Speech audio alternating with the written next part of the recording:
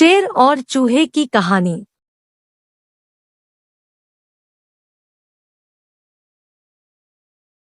एक बार की बात है कि एक जंगल में जंगल का राजा शेर और चूहा रहा करते थे।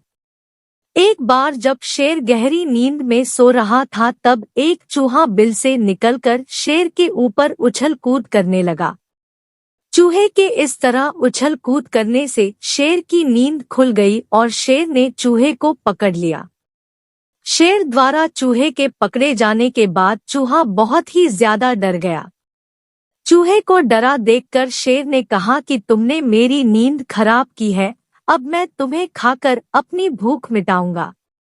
अपने को असहाय देखकर चूहे ने कहा कि हे जंगल के राजा, मुझ छोटे से प्राणी को खाने से आपकी भूख नहीं मिटेगी, आप मुझे मत खाइए।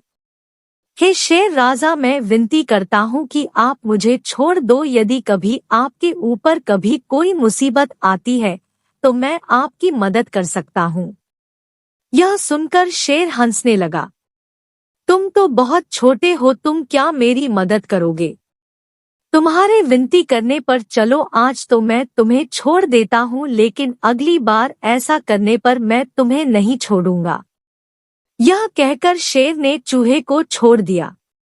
कुछ दिन के बाद जब शेर खाने की तलाश में जंगल में भटक रहा था तो तभी शेर एक शिकारी द्वारा फैलाए गए जाल में फंस गया। शेर अपने आप को छुड़ाने के लिए बहुत प्रयास करने लगा, लेकिन अपने आप नहीं छुड़ा पाया। इसके कुछ देर बाद शेर जोर जोर से दहाड़ मारने लगा। शेर की दहाड़ सुनकर चूहा वहां आ गया। जैसे ही चूहे ने शेर को जाल में फंसा हुआ देखा, चूहा तुरंत ही शेर के पास पहुंच गया। जब चूहे ने शेर को जाल में फंसा देखा तो चूहे ने फटाफट अपने तेज दांतों से जाल को काटना शुरू कर दिया। कुछ देर के बाद चूहे ने पूरा जाल काट दिया। जाल काटने के बाद शेर आजाद हो गया। चूहे की इस मदद से शेर बहुत ही भावुक हो गया। शेर ने चूहे को धन्यवाद दिया और दोनों उस दिन के बाद से अच्छे दोस्त बन गए।